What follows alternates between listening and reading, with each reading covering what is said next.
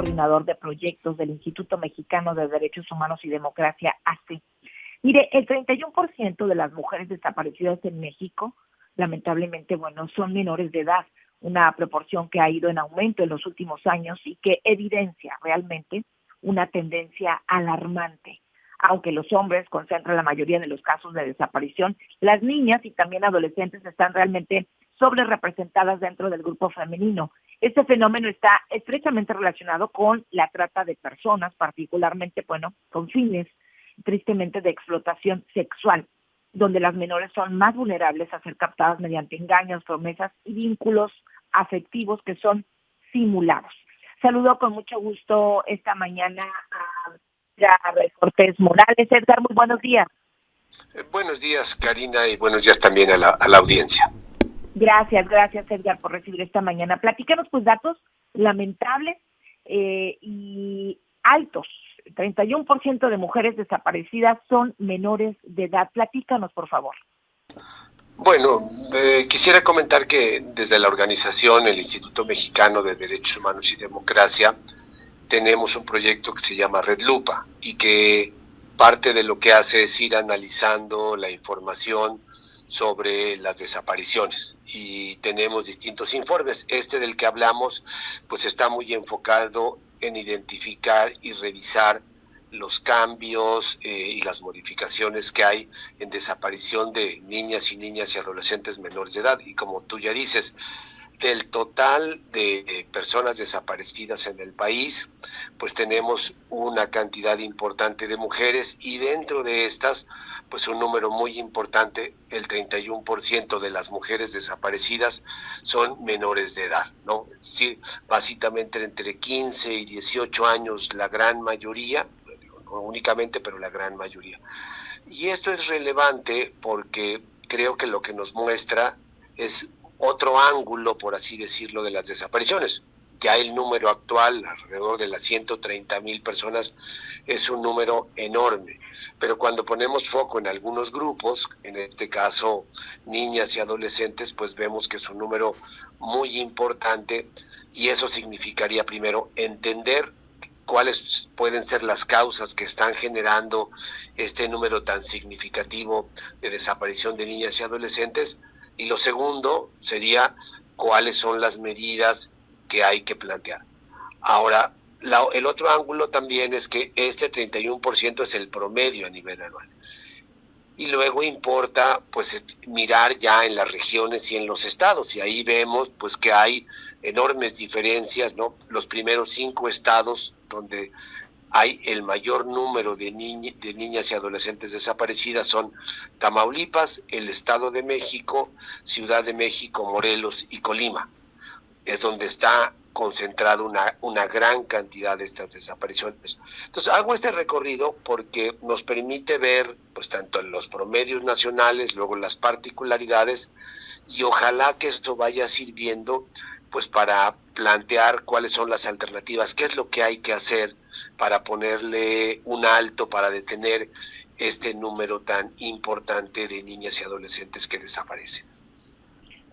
Sí, Edgar, platícanos a ver, ¿cómo están siendo captadas hoy en día las menores de edad, las niñas, las adolescentes, y por qué son tan vulnerables? A ver, ¿es a través de qué medios, con qué engaños para la gente que nos está escuchando, por favor?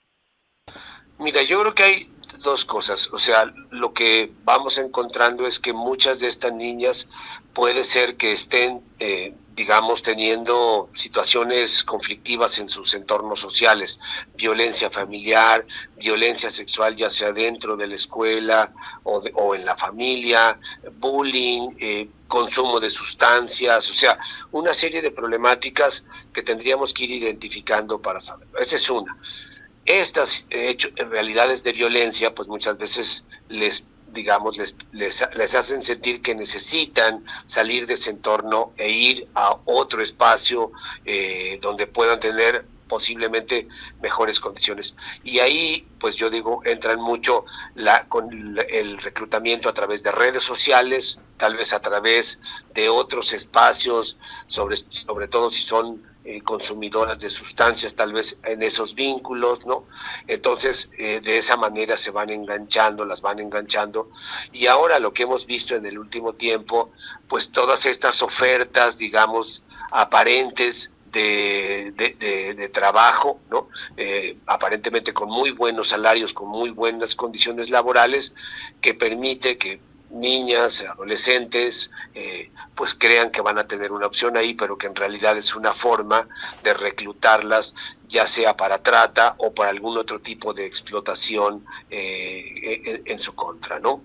Estos son algunos de los aspectos, pero creo que esto importa mucho porque creo que hay que, como sociedad tenemos que demandar dos respuestas de las instituciones. Una, muchas de estos casos posiblemente hayan pasado por el 089 o por las líneas de emergencia que pueden existir en los estados, y creo que entonces una cuestión a demandar es los números, pero también el análisis de a qué responden esas posibles llamadas de adolescentes, niñas y niños.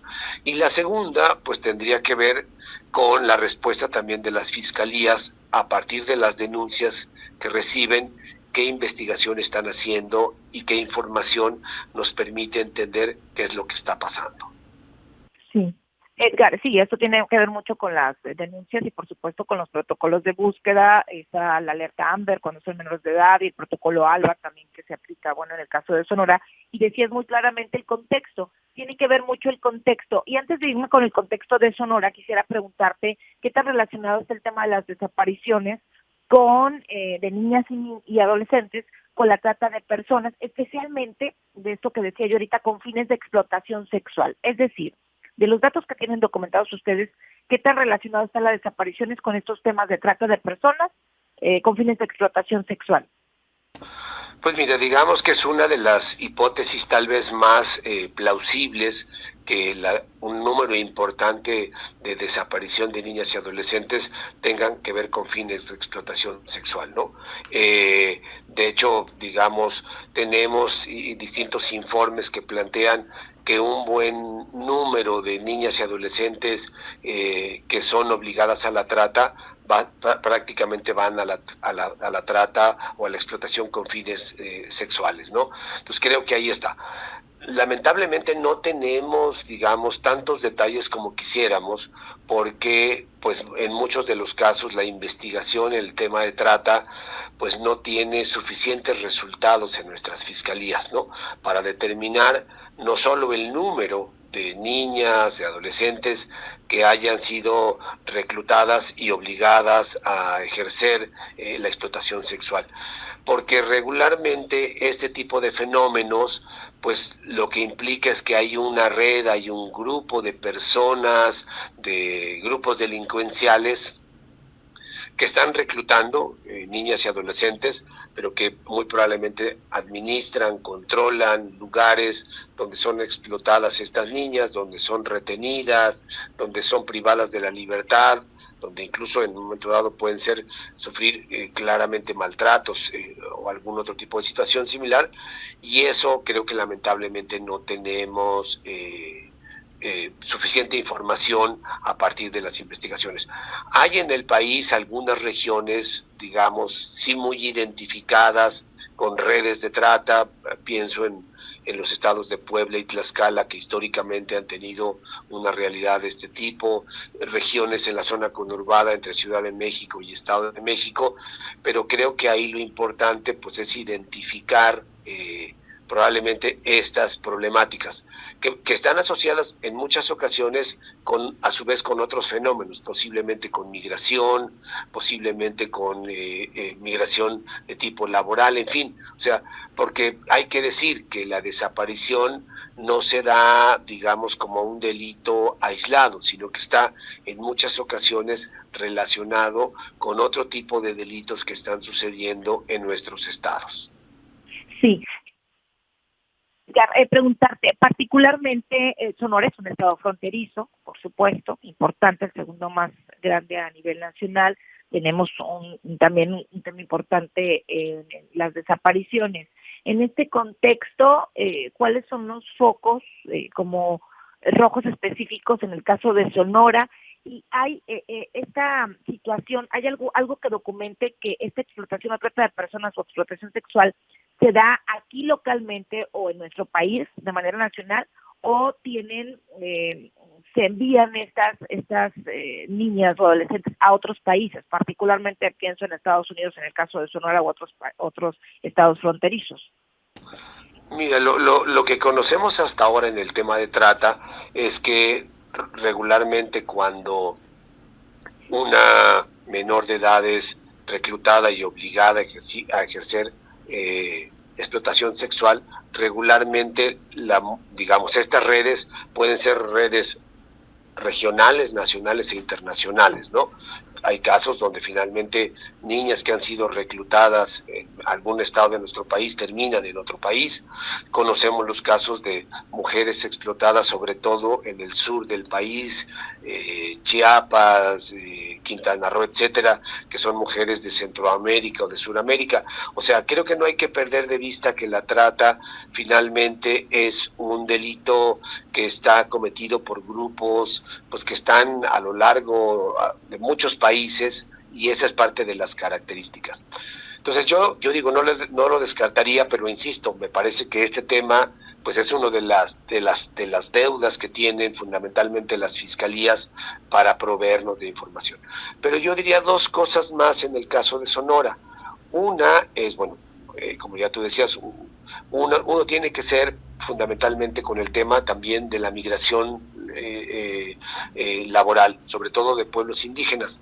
Tenemos otro estudio de pueblos indígenas, cuál es el número de personas desaparecidas indígenas reportadas, y el mayor número de personas indígenas reportadas como desaparecidas está en Sonora, pero son gente fundamentalmente que proviene del sur, o sea, jornaleros que han venido de los estados de Chiapas, Tabasco, etcétera, Veracruz, del sur de Veracruz, y que van a los campos agrícolas y que la mayor parte, un buen número, han desaparecido en Sonora. Me parece, creo que este es un dato importante. Y el otro, que es mucho más difícil de cuantificar, pues es el de las personas migrantes, ¿no? Aquellas que vienen de Centro, Sudamérica o de otras regiones del mundo y que cruzan por nuestro país con la intención de llegar a los Estados Unidos. Así es, hemos conocido algunos testimonios e historias, Edgar, y sí, de verdad, es un tema en el que todavía no se le da claridad ni el seguimiento puntual por parte de las autoridades. ¿Cómo ocurre? Ahorita hablábamos, bueno, la trata de personas es un delito pues en el que alguien capta, engaña, traslada o retiene a una persona para explotarla, ya lo decíamos, particularmente hablábamos de la explotación sexual, pero también hay trabajo forzado, tráfico de órganos, el matrimonio forzado, entre otros. ¿Cómo ocurre la trata de personas? ¿Cómo se da? Muchas veces no necesariamente es con violencia, y lo digo esto también para que los papás escuchen, puedan hablar con sus hijas, con sus hijos sobre este tema. Particularmente estamos hablando de niñas, adolescentes, por este tema, pero a ver cómo se da, cómo ocurre esta trata, y que después puede caer en o convertirse en explotación sexual u otro delito. Hay muy diversas maneras. Lo que está documentado es que en muchos casos, como tú decías, no necesariamente se ejerce en principio con violencia, probablemente con una relación afectiva, con una relación cercana, amorosa, ¿no? Con el ofrecimiento tal vez de formar una pareja, de tener una familia, y hay un número importante de niñas y adolescentes que son reclutadas por esa vía, ¿no? Digamos, un fenómeno muy conocido en el centro del país, que ya que decías, este corredor entre Puebla y Tlaxcala, pues hay documentados como muchos hombres jóvenes se dedican, vamos a decir, que se les conoce como padrotes, a enamorar a mujeres para luego obligarlas a prostituirse o a ejercer la trata con fines de explotación sexual. Y muchos de estos grupos pues están vinculados a grupos que realizan este tráfico, que una vez que la niña es reclutada, pues es llevada a otro lugar, ahí obligada a ejercer la explotación sexual, el trabajo sexual, y privada de su libertad, etcétera. Y esto puede suceder, como ya te decía, con mujeres de nuestro propio país o con mujeres de otros países. en otras ocasiones pues es el reclutamiento a través de redes con ofrecimiento de trabajos digamos aparentemente bien pagados, ¿no? Y eso también es otra manera de reclutamiento. Y tercero, yo diría, pues sí, vamos viendo que en algunos lugares del país pues tiene también que ver con un reclutamiento pues más para formar parte de los grupos delincuenciales, ¿no? Entonces, pues hay como muy diversas maneras, creo que por eso, como tú un poco dejabas ver, importa pues que a nuestras niñas y adolescentes les podamos hablar de estos riesgos, darles información pues para que puedan tener ellas, digamos, cierta prevención frente a estos riesgos que en un momento dado pudieran estar viviendo. Sí, estas pláticas que hemos tenido con ONGs, pues nos han hablado que Sonora, y que es un tema que también relacionó, es el segundo estado de reclutamiento forzado, generalmente a los varones o a los hombres de determinada edad, pues se están reclutando más para el crimen organizado. En el caso de las niñas particularmente, pues ya veíamos particularmente o generalmente es para el tema de trata de personas o particularmente lo que decían de explotación sexual. Antes de terminar, Edgar, yo quisiera pues enviar un mensaje a los padres de familia, cuáles podrían ser estas alertas que tienen que ver mucho con problemas también que a veces hay en casa, ya lo mencionabas, y cómo se puede prevenir. Realmente sí podemos prevenir este tema, y los padres, cuáles son las principales alertas que deben de considerar esto al hablar, pues que son niñas menores de edad o adolescentes las que están siendo víctimas de este tipo de desaparición.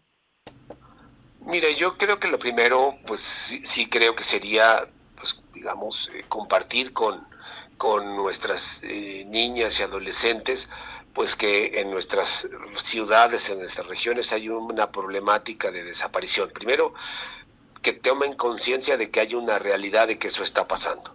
Dos, que digamos que ellas sepan que frente a una situación como la que hemos descrito, pues darles elementos para tratar de que se puedan alertar, que tengan la posibilidad de dialogarlo con alguien, que les permita orientarlas en ese sentido.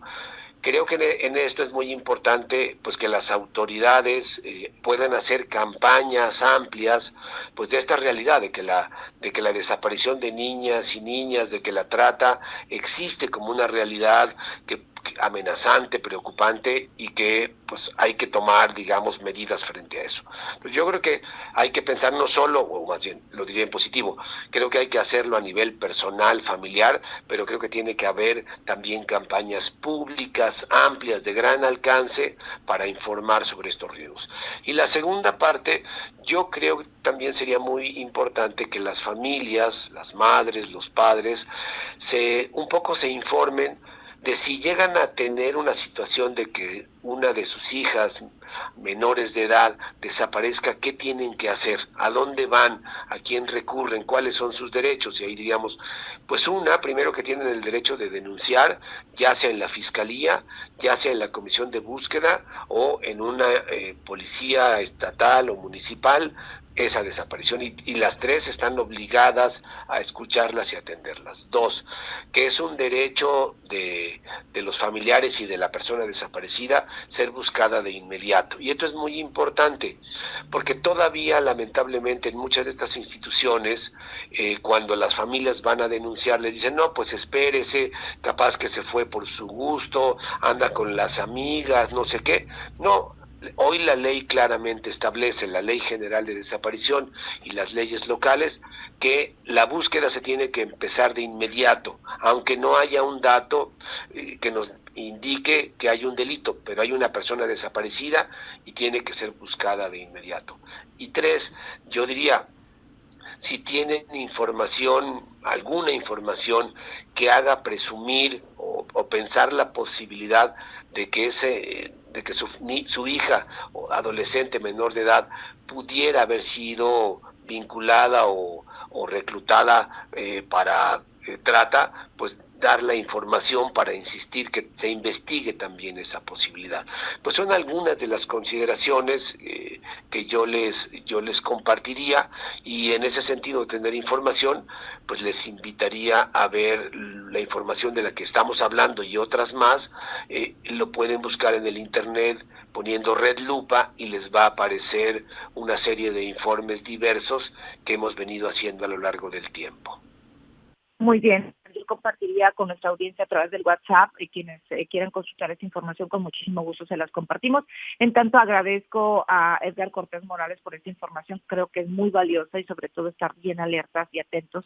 El fenómeno de desaparición es una realidad que conocemos en nuestro país y donde lamentablemente Sonora no es la excepción. Edgar Cortés Morales, coordinador de proyectos del Instituto Mexicano de Derechos Humanos y Democracia, muchísimas gracias por su tiempo.